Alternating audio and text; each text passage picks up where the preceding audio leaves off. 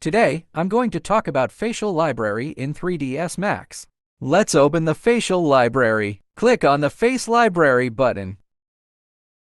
First, we need to set the path for the Facial Library. Click on Set Path. Now, create a folder named Face at place where you want. Click Select Folder. It will display the path to the selected folder. Now, let's start to save our facial expressions. First, mark the controllers for the expression, which means we are going to save all the data on these controllers and store it as a facial expression at the specified location. First, let's mark them. Once marked, it will display all the controllers in this list. Now, let's create an expression by adjusting the controllers. For example, open the mouth and raise the eyebrows. Save an expression called A. You can see it captures an image from this window as the cover for this expression. To change the cover, you only need to move the window. Save it again. If there's a repeated name, it will ask if you want to overwrite. Click Yes.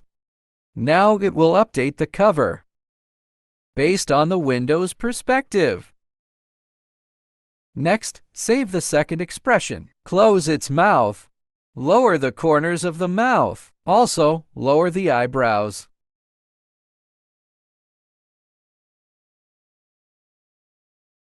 Save it as expression B.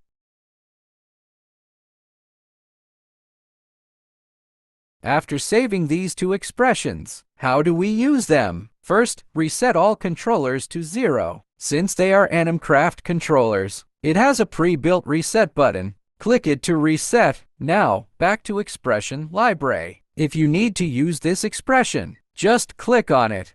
Like this, it opens the mouth. It will set all the data to these controllers to make the saved target expression. Also, if you click the expression in panel, it will list all controllers associated with the selected expression.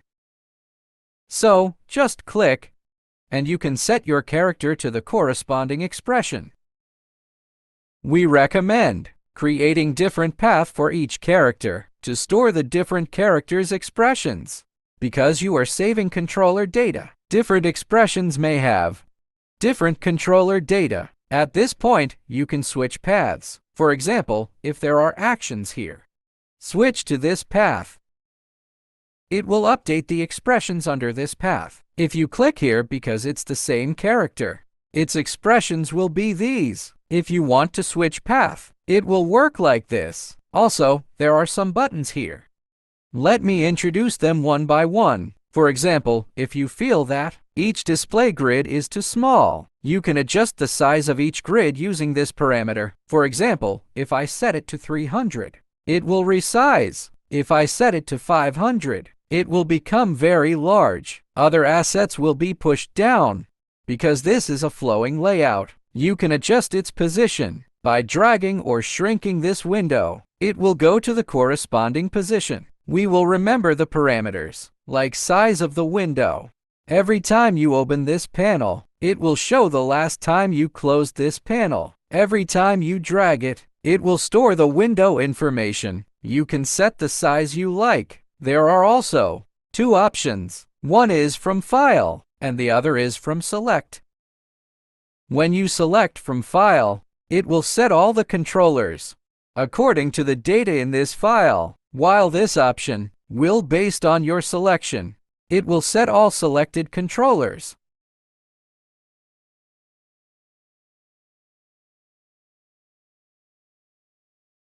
We choose only this one.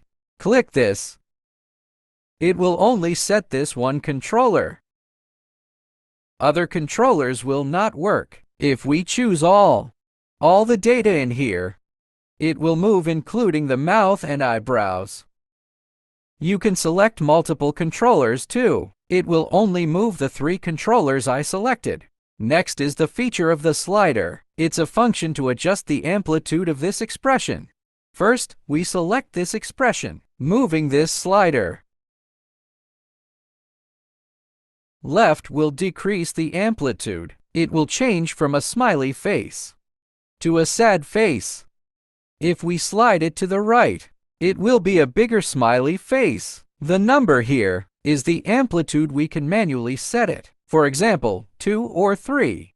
It will have a larger amplitude. For example, if you need it larger, you can crank it to right. Its amplitude will become larger. There is also a set key function above. Set key means when we check this on at the corresponding frame, it will set a keyframe. For example, when we check the set key button, it will display the expression of A. We click on A, it will key a frame at current frame use expression A. Move forward a bit. At this point, key a frame for the expression of B. You can see that it has changed, right? Okay, let's move forward a bit. Key a frame for the expression of A at this yimmer. It will key a frame at the current time. Add a keyframe for such an expression. Okay, this is the function of set key. Let's take a look at this controller. It has keyframes at these 3 times. Alright, that's the features work. Thanks for watching.